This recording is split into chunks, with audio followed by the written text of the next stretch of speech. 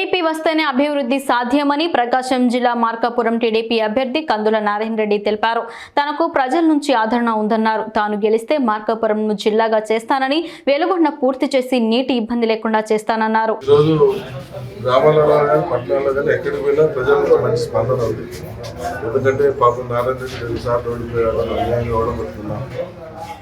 కష్టపడి పనిచేసినా కూడా మనం మాయమాటలను ఓట్లేసి గొడవట్టుకున్నాము. కానీ ఈ పరిస్థితి మళ్ళా తెచ్చుకోవద్దు. పనిచేసేవాడిని గుర్తించాలా, పనిచేసేవాడికి కష్టపడి పనిచేసిన వాడికి ఓటేయాలా ఒక వేవ్ అయితే ఈరోజు ప్రజలకు చేసింది. తప్పకుండా ప్రజలందరూ దాన్నే ఆదరిస్తారు, గౌరవిస్తారు, గెలిపిస్తారనే విశ్వాసం. రెండోది, నా గెలుపు ప్రధాన అంశాలు ఈ వైసీపీ ప్రభుత్వం మోసం చేయడం. నేను మోసం చేయడం. మేము 100% చేయగలిగింది చెప్పాం, చేయగలిగింది చేశాం. ఇక చేయగలిగింది వెలగబోయేది కూడా చేస్తాం. రేపు జిల్లా చేస్తామని చెప్పాను, మా నాయకుడికి మాట ఇప్పించాను, అది చేయబోతా ఉన్నా.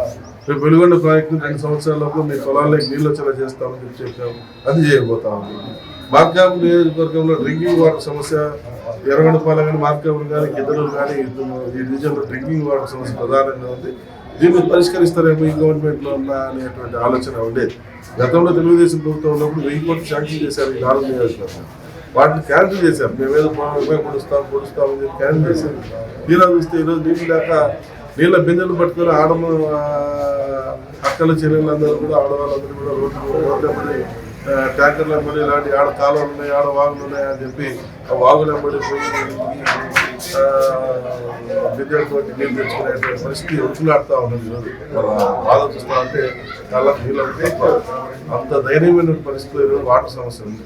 ఈ సమస్యను పరిష్కరించాల్సిన వాళ్ళు ఆ సమస్యను కూడా గాలి వదిలేసి ఎదగాడికి వాళ్ళు సంపాదించుకున్నామా, తిన్నామా లేదా అంతవరకు వాళ్ళు చూసుకున్నారు. కానీ ప్రజల గురించి పట్టించుకోరు.